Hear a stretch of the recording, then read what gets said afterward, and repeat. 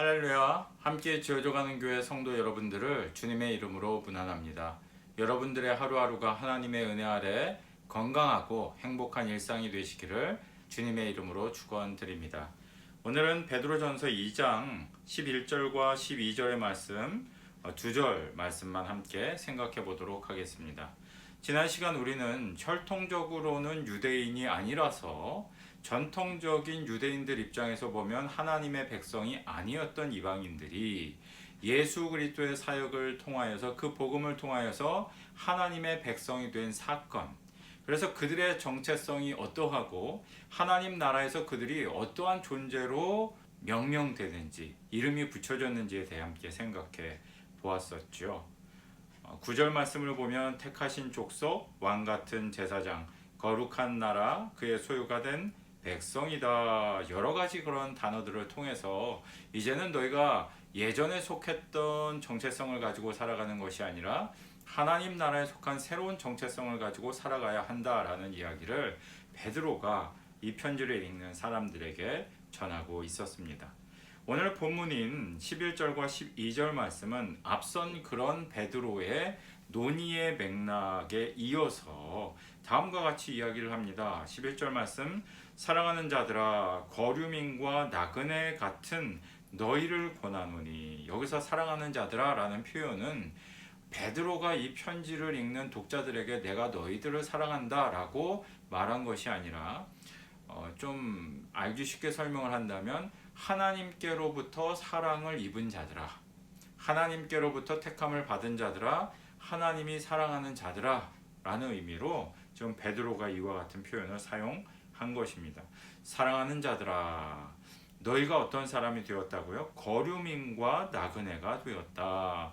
그들은 본래 로마라는 제국에 속해 있는 백성으로 살아가는 사람들인데, 이제는 그들은 로마 제국에 속해 있는 존재가 아니라 하나님 나라에 속해 있는 존재이기 때문에 로마 제국의 관점에서 본다면 그들은 나그네와 같이, 그리고 정주하지 못하고 이리저리로 떠도는 사람들과 같이 살아가게 되었다라고 이야기를 합니다. 이 같은 표현은 그리스도인들이 지금 처한 현실에 대해서도 간접적으로 이야기를 해주고 있는데요. 이때는 아마도 예수님을 믿고 신앙을 고백하던 사람들에게 시시각각 본격적인 고난과 본격적인 어려움들이 찾아올 때였다고 추측할 수 있을 것입니다. 그래서 그들은 정주한 사람처럼 살아가는 것이 아니라 나그네와 거류민이 되어서 다닐 수밖에 없었다. 그 고단한 삶에 대해 한 가지는 이야기를 해주고 있는 것이고요. 다른 측면으로 본다면 더 이상 너희는 로마 제국에 속해서 그 삶의 방식, 그 문화의 방식, 그 가치관대로 살아가는 것이 아니라 이 예전의 삶의 방식을 버리고, 그리고 예전의 삶의 터전이었던 로마라는 문화, 로마라는 사회, 이 가치관들을 떠나서 이제는 나그네와 같은, 거류민과 같은 삶을 살아가게 되었다라고 지금 베드로가 이야기를 하고 있는 것이죠. 그래서 그 다음에 그 나그네와 같은 너희들에게 권할 게 있는데, 그게 뭐냐면 영혼을 거슬러 싸우는 육체의 정욕을 제어하라. 여기서 말하는 육체의 정욕이라는 것은 뭐 돈이 더 필요해, 큰 차가 필요해, 집이 필요해, 이런 욕망을 얘기하는 것이 아니라 그들이 속해 있었던 예전의 문화, 로마의 문화, 하나님이 아닌 다른 것들을 더 소중하게 생각했던 그 문화 자체를 지금 의미하고 있는 것입니다. 그래서 그 모든 것들, 예전의 생각들, 예전의 삶의 방식들, 그 모든 것들을 이제는 어떻게 해야 한다고요? 제어할 필요가 있다. 그렇게 이야기를 합니다. 그러면서 12절 말씀, 너희가 이방인 중에서 행실을 선하게 가져. 그러나 여전히 나그네로서 이렇게 살아가고 있지만 누구 가운데 살아가고 있다는 거예요? 이방인들이 있는 가운데 살아가고 있다는 거예요. 예수 믿지 않는 사람들과 함께 살아가고 있다는 거예요. 그 속에서 나그네와 같이 살아가고 있다는 거죠. 너희가 이방인 중에서 행실을 선하게 가질 필요가 있다. 이방인들과 다른 행실을 가질 필요가 있다.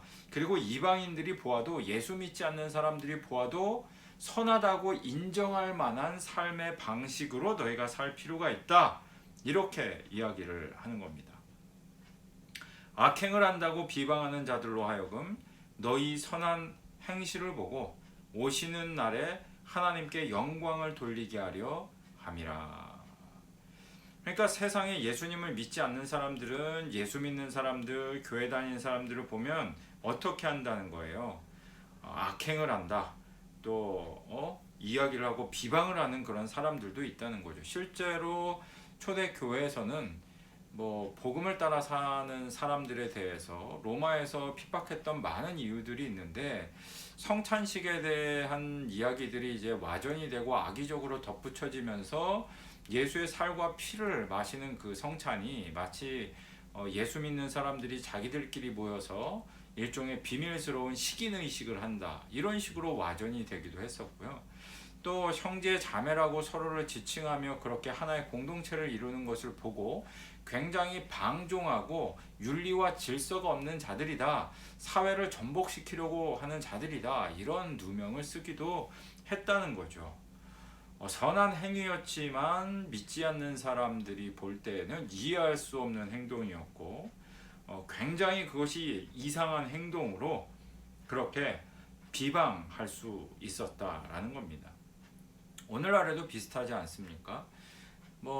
코로나 시대를 예를 든다면 저희는 다른 어떤 악영향을 끼치기 위해서가 아니라 그저 모여서 예배하는 것, 또 하나님 앞에 함께 하는 것, 이것이 우리의 문화이고, 또 모여서 예배 드릴 때 우리가 느낄 수 있는 것들이 많기 때문에 현장에서 가급적이면 어쩔 수 없는 상황에서는 비대면 예배도 병행하기도 하고 전적으로 비대면 예배를 하기도 합니다만, 할 수 있다면 현장에서 모이려고 저희는 그래서 노력을 하는 건데, 믿지 않는 사람들 입장에서 본다면 그것은 이해할 수 없는 행동이죠. 악행을 한다고 비방할 만한 행동이 되는 거예요. 그런데 베드로는 그렇게 이방인들 중에, 믿지 않는 사람들 중에 살아가는 우리들에게 무엇이라고 권면을 합니까? 그 비방하는 자들로 하여금 너희의 선한 일을 보고 하나님께 영광을 올리게 해라. 그러니까 어떻게, 끝까지 어떻게 해라?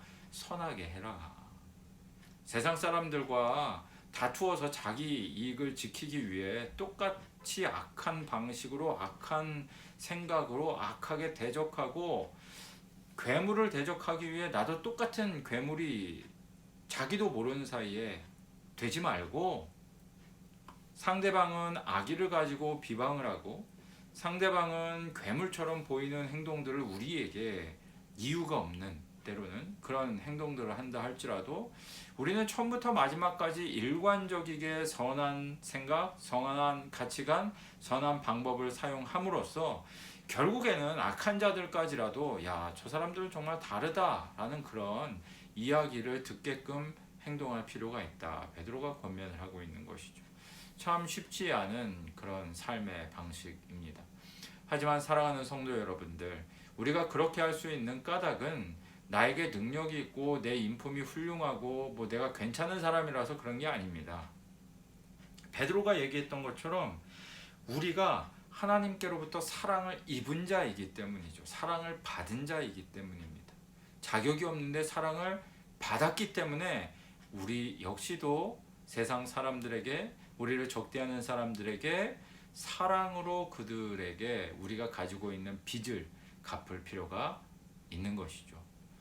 하루하루 세상에서 참 나를 피곤하게 하는 사람들, 어렵게 하는 사람들, 악의를 갖고 달려드는 사람들 대하며 하루하루 살아가기 참 힘드시죠?